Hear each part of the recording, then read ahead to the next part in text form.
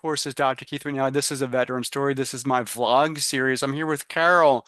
Carol, thank you for so much for joining me in conversation today. How are you? I'm good, thanks, Keith. It's so nice to be with you again. So I'm glad to have this conversation. So before we get kind of started in the conversation, tell everybody who's watching and listening who you are and what you Yeah. do. Okay, my name is Carol Banens. I'm a certified grief educator, grief coach, author, and speaker. And that was not my background. I came to this fairly recently in the last 3 years. I was a physical therapist, but my husband Brian died in 2018. And as we know with grief, everything changes. And I changed, and life changed, and I decided that it was so hard. I didn't realize how hard it was that I needed to help other people. So I left physiotherapy. I'm now in the grief world. That's where So I am here. talk to us about that. What does that mean? And what does that mean specifically for you, the grief world? Because that was your words. Those were your words. They were my words. I was never in grief before. I mean, and it's interesting as a physiotherapist or a physical therapist, really I was dealing with chronic pain. And of course there's a lot of grief around that because you can't maybe do the things that you wanted to do. Your body's not doing what you wanted to do. But I didn't name that as grief at the time. I didn't really think of it because I don't think we think about grief if we can possibly help it. It's something that's a bit of a taboo subject. Nobody really talks about it. And then when it hits you, it's like, oh, wow, I had no idea. I had no idea how hard it was. I had no idea it was a whole body experience. I didn't know it would change how I felt about myself, how I felt about everything. I mean, it was a profound change. And so, the grief world for me now is everything I read just about is on grief. I talk to people like you about grief. I do workshops on grief. I've written about grief because I think you become immersed in it if that's your mission and your passion to help others. So that's why I'm in the grief world. So I've asked you to join me in conversation on my vlog, a veteran story. Hmm. So a little bit of background in case this is somebody's first time, watching or listening to me. So I'm a U.S. veteran. I'm here in Virginia. I have made 5 suicide attempts against my life since 1996. I'm diagnosed with PTSD. I have diagnosed with psychosis. I have major depressive disorder and suicide ideations.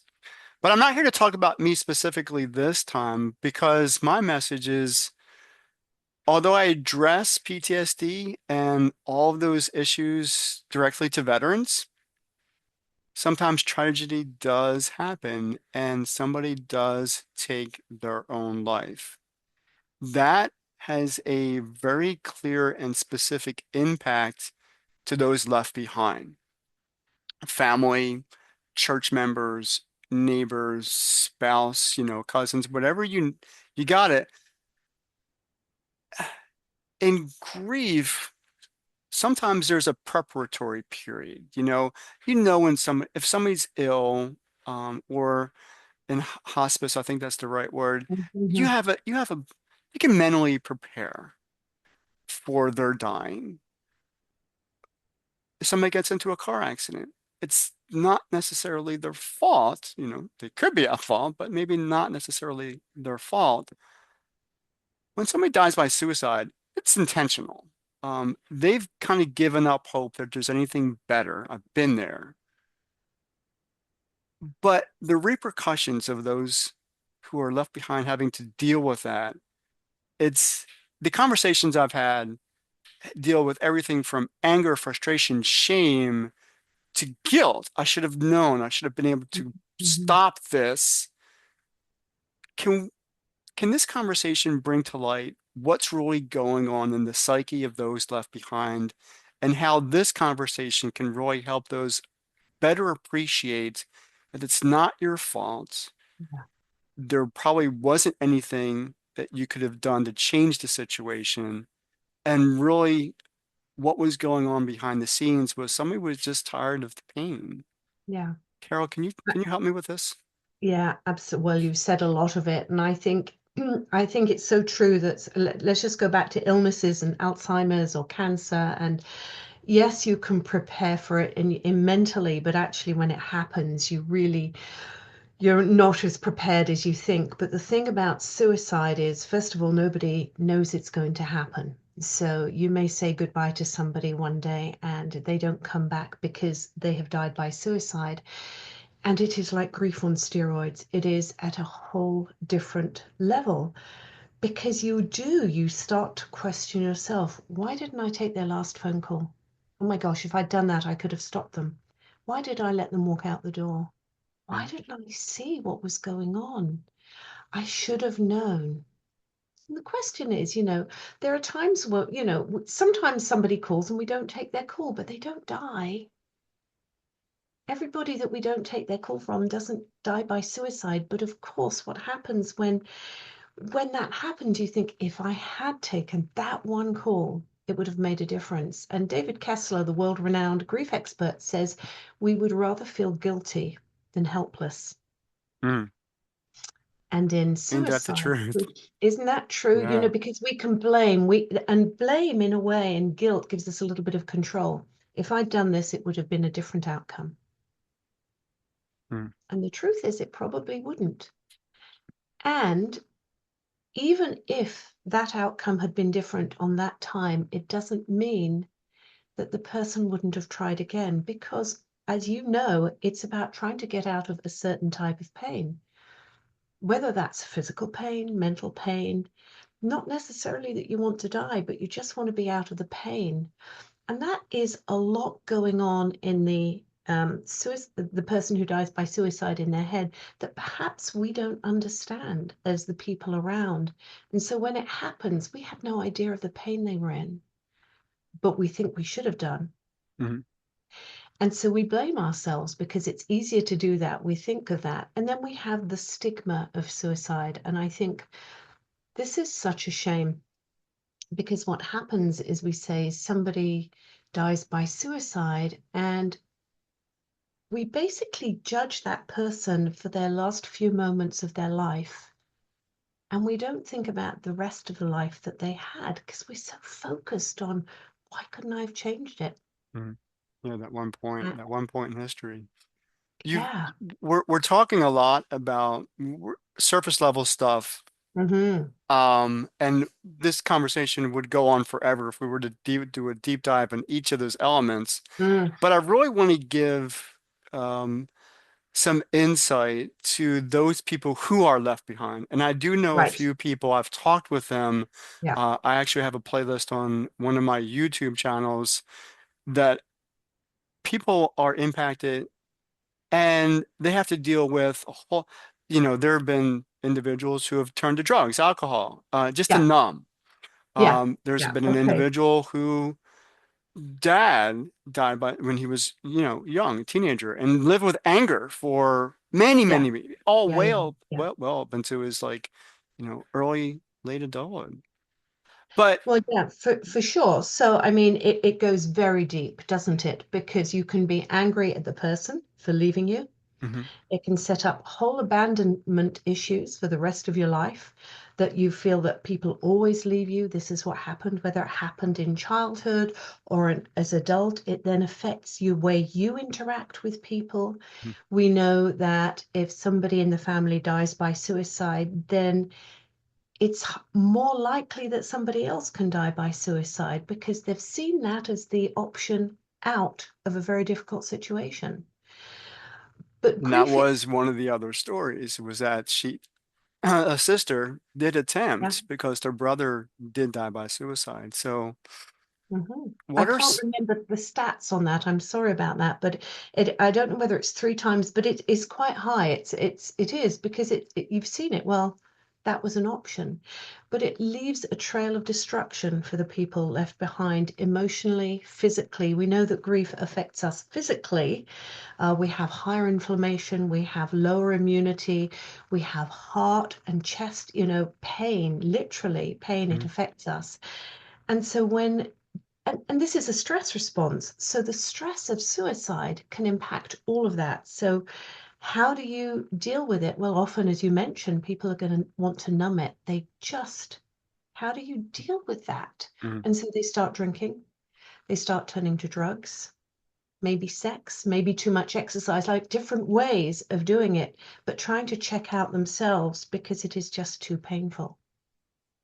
So these are And maladaptive behaviors, and you're the expert mhm, here. mhm, I'm the mhm. one who deals with depression and Yeah, deals with suicidal thoughts, but I don't deal with it from the fact of what's going to happen with the people who are.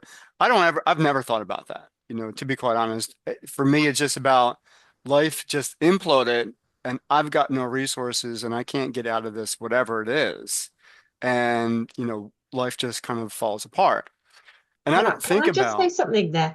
That's a really important point for anybody here who's listening, whose person, loved one has died by suicide, because they think, how could they be so selfish?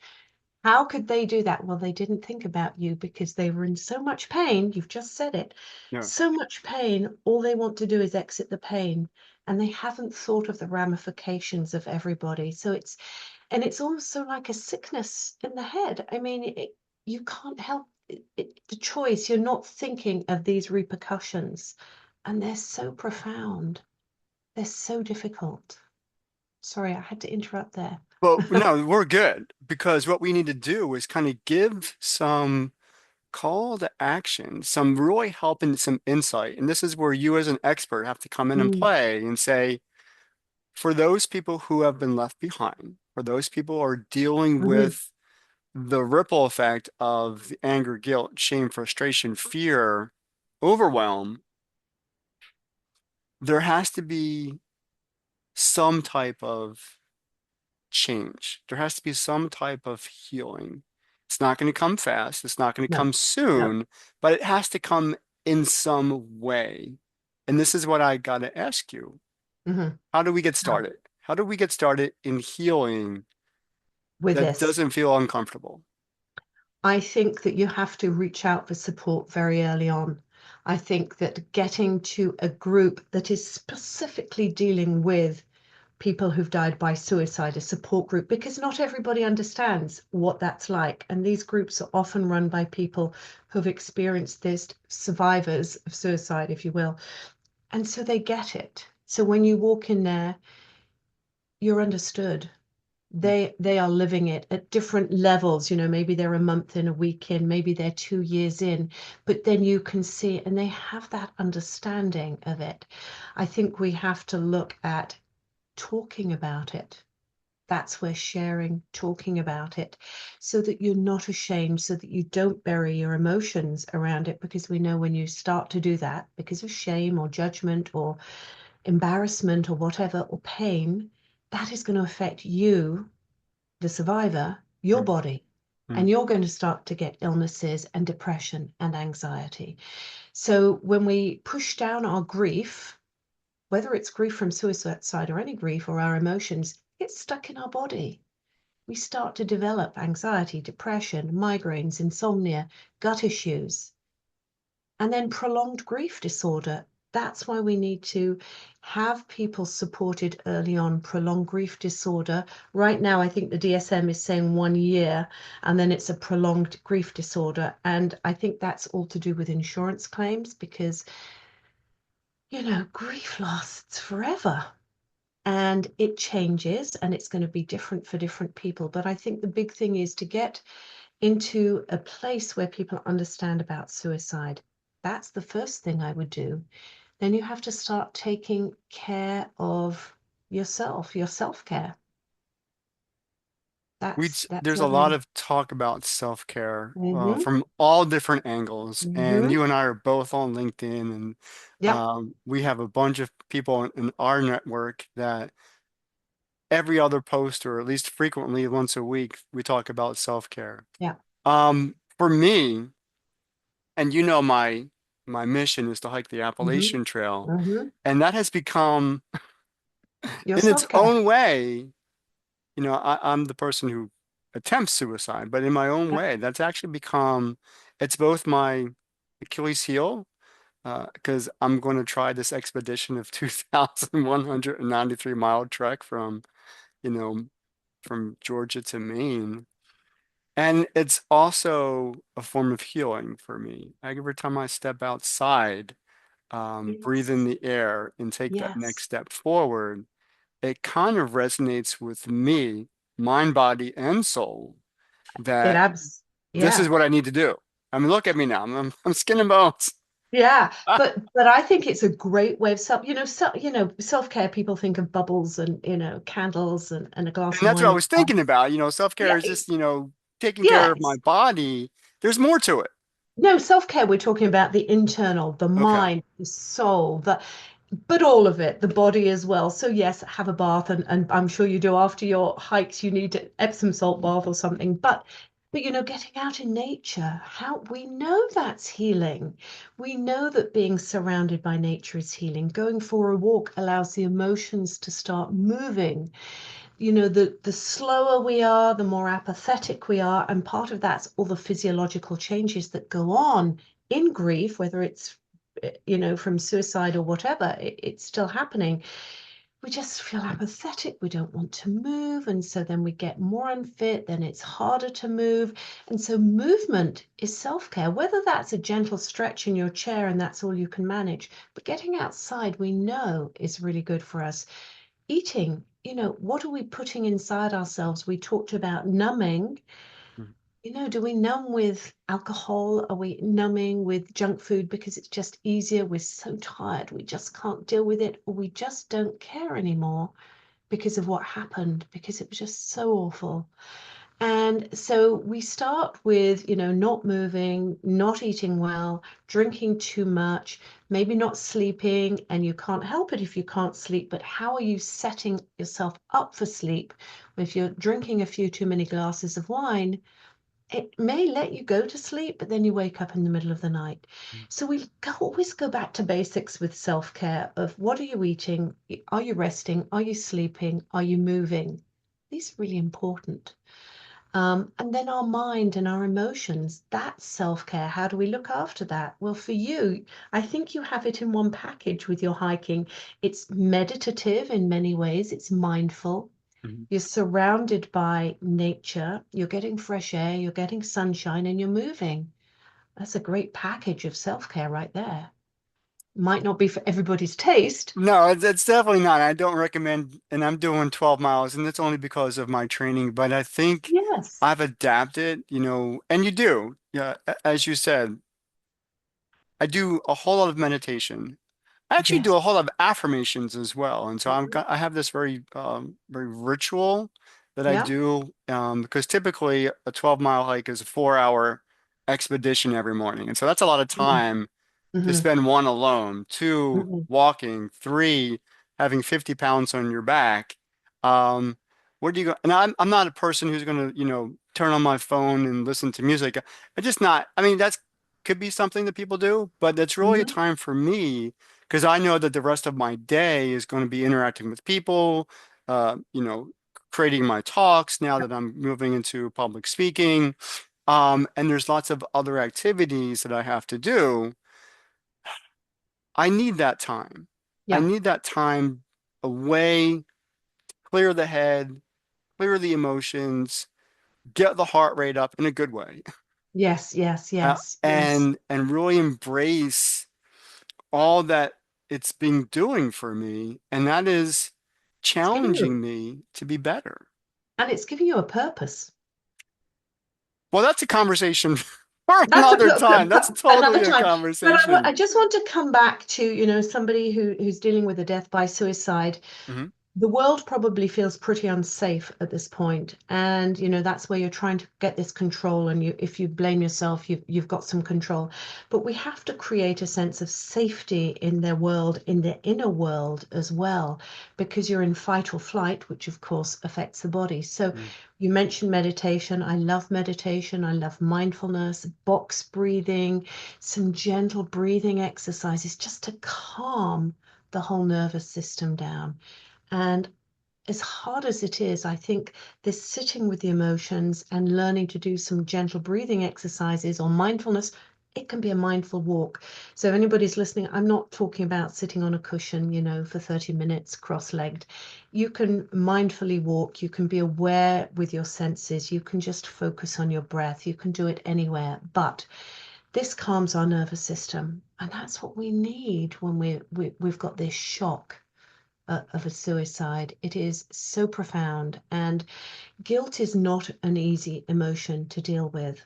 I think we can perhaps think of it as regret. If Mm. I wish I had taken the call, not I should have. And in the end, and you've really alluded to this, you're not responsible for the choice that somebody else makes. You cannot change that choice, even though you wish you could. True, true. I want to end this conversation, one, with a thank you, but two, a real Mm, quick call to mm, action in that there's two sides of the coin. There's the person who has died by suicide, and there's everybody mhm, else left behind. And I think mhm. going back to what you said earlier, find the people that you could connect with Yeah, to get you through it. yeah. And I want to hold that for those who have been left behind, because after my fifth suicide attempt in 2021, that was my own personal initiative to not do it again, was to join people, connect with people, you being one of them over time, Mm, which was I was listening and having conversations with people and embracing their triumphal stories. And of course, this is going back to COVID and the quarantine, but mhm, life had been life had been creating chaos for these people, but they found a way to be victorious over their challenges. And I was living vicariously through them. And so going back to somebody who is living with the repercussions of somebody else's decision, you could find a way to live victoriously through somebody else's story until you can own your own story and then live victoriously in that. And so I kind of want to just bring that full circle. yeah. With that being as it is, Carol, any final thoughts on your side? Yeah, I think there is hope. I think, first of all, you have to understand you may never understand the reason why. And I think you have to come to a place of acceptance that you won't understand the why. And if you can do that, it allows you to move forward as a griever. Because if you spend the next part of your life ruminating on the questions, the multiple questions of why, you can't move forward and you can't live your life. And you don't want to have your life snuffed out because somebody else's is. And it may feel like that. So coming to a place of acceptance, of understanding that you may never know,